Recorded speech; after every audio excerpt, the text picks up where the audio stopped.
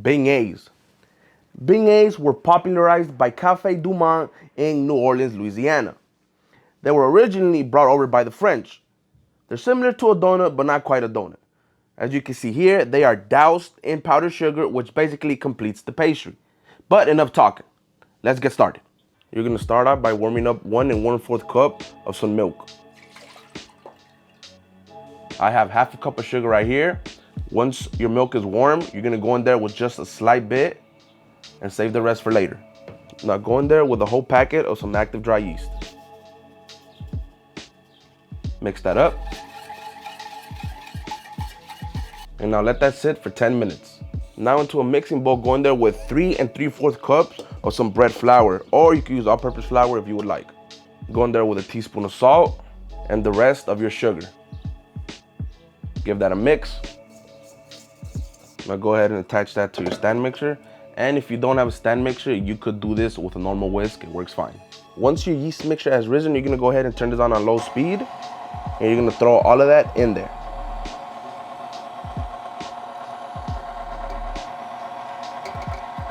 Now go ahead and go in there with 1 egg at room temperature. And now go in there with 3 tablespoons of melted or room temperature butter.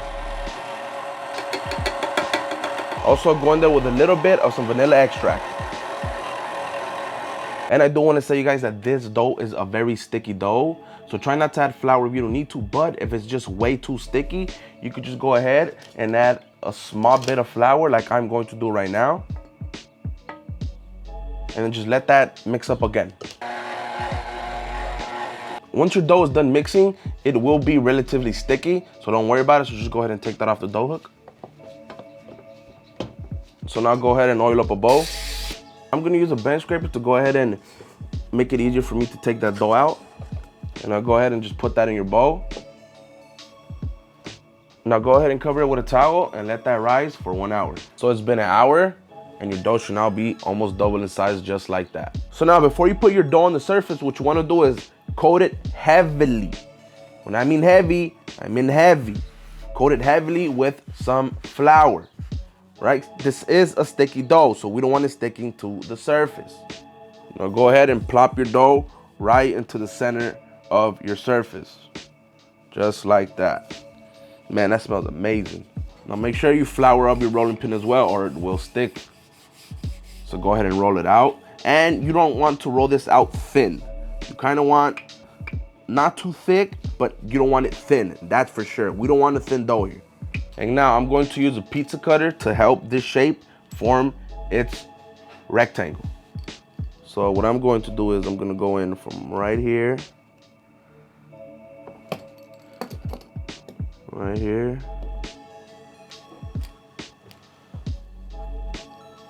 We're gonna save these pieces. You don't need to throw them away. We will be using them. Now I'm going to go ahead and make my slices relatively pretty big, because beignets aren't small. If you don't have a pizza cutter, you can obviously use a knife. I just like using a pizza cutter because it's better. They don't have to be equal, just to your liking. Now, you're gonna make sure you heat up your oil to 350 degrees and just go ahead and start dropping in your dough. About 1 to 2 pieces at a time. You don't overcrowd the oil. And this does fry quickly, so just make sure to keep an eye on it. Once they're nice and golden brown like that, go ahead and take them out and put them on a wire rack. They do fry quickly, like I said, you guys, so remember, always keep your eyes on them. So as soon as your beignets come out the oil, instantly hit them with a healthy amount of powdered sugar. When I mean healthy, I mean douse these things in it. Make sure they're drowning in it. Go ahead and serve yourself up some beignets. And now we're gonna go in there for that taste test. Oh my God.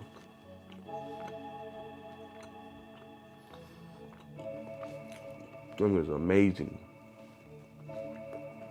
You guys have to try this out.